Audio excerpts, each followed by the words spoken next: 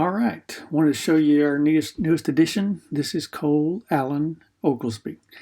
He is why I have been a little distracted, but isn't he a good looking 10 points on your last quiz?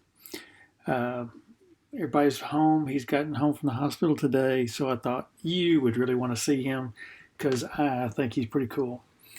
Anyway, we're going to talk about a very difficult topic this time and this week. And I just want to kind of prepare you and let you know what I'm looking for as we look at a very difficult subject to talk about. And that's the concept of convicted civility.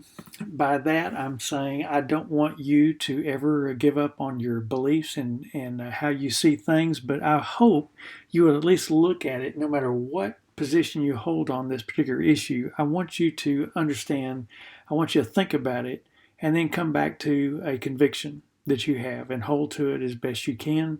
But I want you to do it in an informed way. But the most important thing that we're going to try to do and try to teach is convicted civility.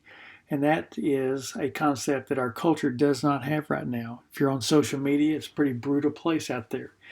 What I'm looking for is people who can disagree but still be civil, kind, and respectful to one another is a goal, at least, for this class. And I wish we were all together in the same room to talk about this and maybe model that, but I'm going to do the best I can with this online stuff. One of the things that I want you to do is also to put inside your mind the other side. I want you to look at things from different angles in this issue. So I'm going to give you two scenarios, and I want you to kind of answer them in your own mind as we go forward. Here's scenario number one. Gay couple comes to your church. They enjoy being there. They ask you a couple of questions about your church, and then they ask this big question. Could they attend your church? What would you tell them?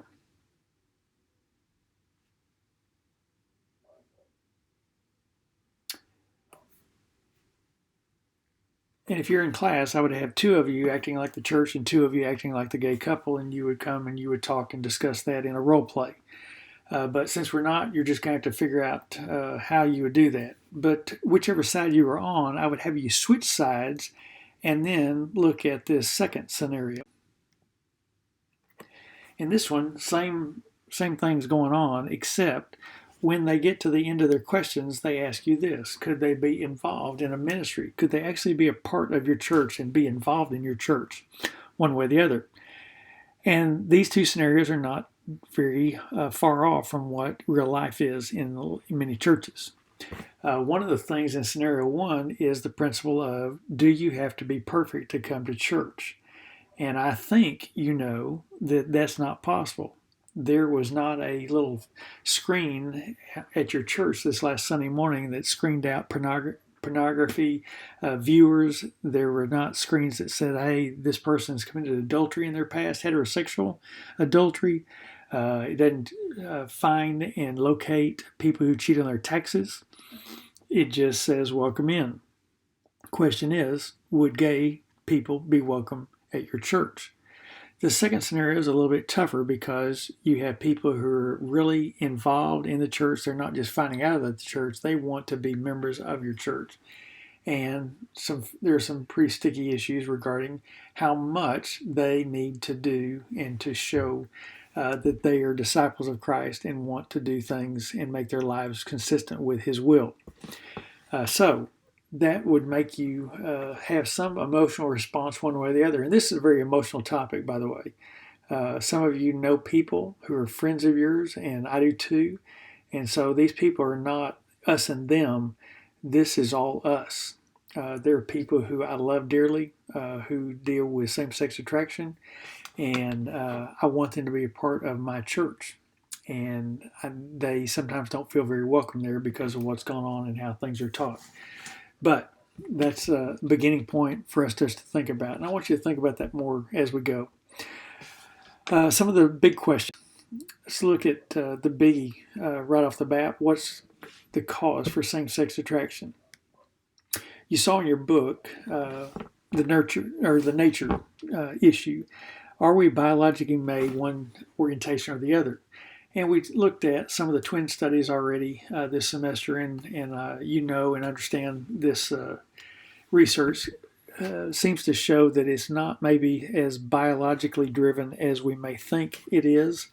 Doesn't mean it's never this way, but bottom line is this particular study shows a little different take on it than maybe our culture says, that you're just born that way and leave me alone. The second major theory is nurture, that it's our experiences shape us. One of the main things Christians talk about or think about is, well, these poor people, they must have had some type of sexual abuse, that they were all sexually abused when they were growing up, and that made them where they were not wanting to bond with the right cross gender. Well, that's all well and good until you start looking at some of the research on that and realize that most of these people have not had any bad sexual abuse experiences as they grew up. And then, of course, you saw a variety of different theories regarding the mother and father theories about the domineering mother or domineering father, possibly even the absentee father, absentee mother, and the kid is looking for something that he never received, a love that was never there, and they keep looking for that in their same sex of the person who is absent the most.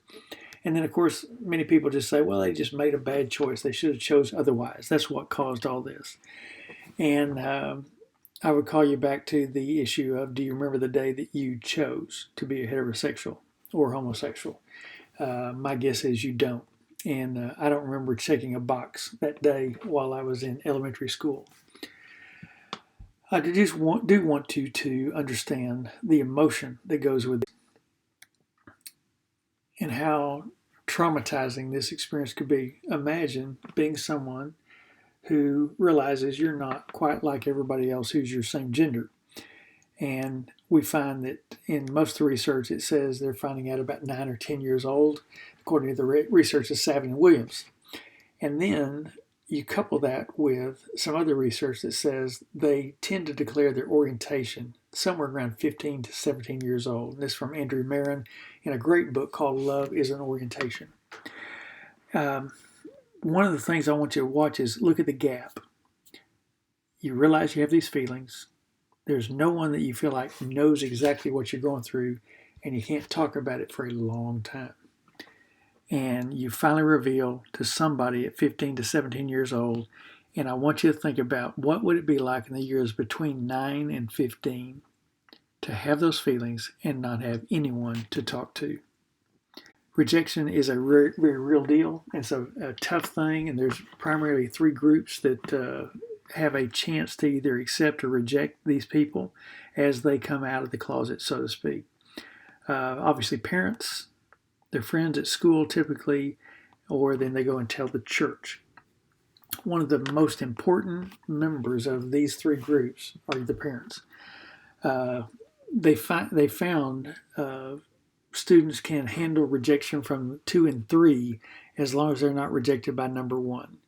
If the parents reject them right off the bat and tell them to get out of the house and leave them alone, there is a very high rate of kids who commit suicide that feel like their parents have rejected them and don't love them anymore. As we talk about suicide, the numbers are staggering. 30 to 40% of gay teens attempt suicide at one point or another. Another interesting stat I saw the other day is that the rates of suicide for kids who grow up in places like San Francisco or Houston, where being gay is not so odd, is really almost identical with the more small conservative religious communities in Middle America. There is a mental health issue dealing with kids who are gay. It doesn't matter where they're from or what's going on. And I thought that was pretty interesting because I always had assumed that they would do better in an environment that was more accepting of them. Some other major things we want to look at and think about, especially as we talk about Christianity, attraction versus behavior. We've established, I think, in earlier in the semester in James 1, temptation is not from God and temptation is not a sin. Satan's the one that tempts. Sin has not occurred until the intent to act or the act happens itself. So as long as we're fighting and battling, we are in safe territory. The tipping point for most religious folks, especially with the same-sex attraction, is they're fine. You don't have any problem with people who are fighting temptation, including single heterosexual adults or teenagers, and even LGBT folks. They would say not a problem as long as behavior does not happen. That's when it steps over into the side of sin. So that's kind of the dividing line that makes a difference between someone who are pushing for a Christian ideal there or someone who's gay. They might push back against that. Another major thing we need to look at is, does true love mean you have to accept everything about someone? You think about kids, is it a good idea to tell them yes on everything? And I think you'd understand, no, that's not a good idea. Is it Jesus style just to say, come and do whatever you want to do and I'm going to love you? Well, you know, from the woman caught in adultery, he tells her in John 8, hey, I'm not going to judge you, but also he tells her, go and sin no more. And so he has once again, those two major balances of grace, but also he calls to obedience. So true love does not mean that we can't disagree with one another, even in, say, a questioning of someone's lifestyle if it doesn't match up with what we've seen in the Bible.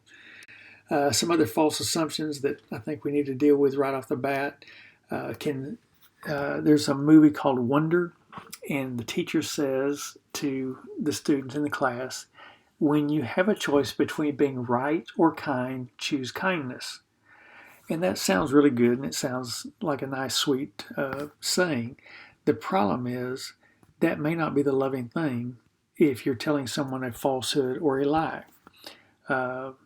If they're really in bad health, you don't want your doctor to lie and say, well, he's being kind to me. I need a doctor who will tell me, you've got cancer, and we've got to do something about it. I think the best phrase would be, we need Christians to be right and kind. Many times Christians want to err on the side of being right rather than kind. And I don't think we have a problem with being right many times. I think our problem is not being compassionate and kind to others that disagree with us. The other thing that I think is a very false assumption is anyone who's gay is obviously not spiritual. That's a lie. There are a lot of gay folks. You saw in your chapter many people who contributed great gifts to their religious communities who happen to be same-sex attracted, some of which chose to live celibate lifestyles all their life, being true to the Lord. So I want you to know and understand, and I've had enough conversations with gay Christians that would say and tell me this is not a question of spirituality. This is a question of orientation with their own sexuality. They all love God, and many are trying to do His will as best they can. Now, I want to talk real quickly about biblical bias, just because we all come with a bias. Some of you look at the Bible as a rule book. Some of you look at it as a love letter. Some people see what God is telling us as just being a killjoy. Others look at God and say He's trying to help us have abundant life. You're going to have to kind of make sure you know your own bias and the bias of others, and try to work through that to continue to explore and look for truth itself. So the question comes down, what does God think about sexual immorality in general? Notice I didn't say about the gay issue, just about sexual immorality. What are things God says, and what are things that His teachings say about our own sexuality? Well, I want to show you a quick little story. And the story is over in the New Testament in 1 Corinthians chapter 5. And this is going to be heterosexual immorality. It's not about the gay issue at all.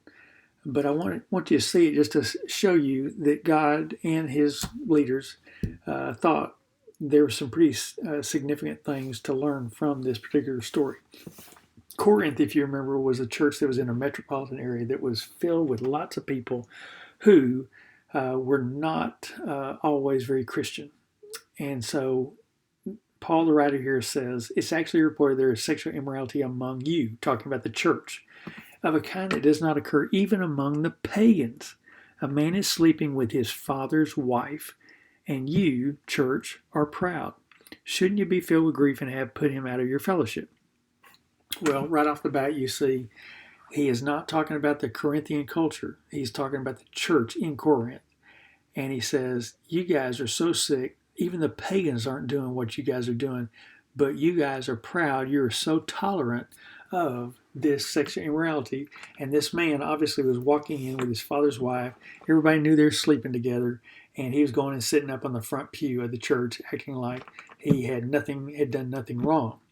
And the writer Paul here is taking them in that. So it goes on. And Paul's answer is, when you're assembled in the name of the Lord Jesus and my spirit is present, you're to deliver this man to Satan for the destruction of flesh, so that the sinful nature may be destroyed and his spirit may be saved on the day of the Lord. So what they're going for with everything they're talking about as the solution is to try to get this guy back, to try to wake him up, to help him come to his senses like the prodigal son and come home to the Lord. He goes on to say, here's what I'm telling you, summarizing. I wrote to you in my letter not to associate with sexually immoral people, not meaning the sexually immoral, the world, or the greedy, or the swindler, since you would need to go out of the world. So he's just talking about the insiders, church. But now I'm writing to you to not associate with anyone who bears the name of brother if he is guilty of sexual immorality, or greed, or idolatry, reveler, or a drunkard, or a swindler, not even to eat with such a one.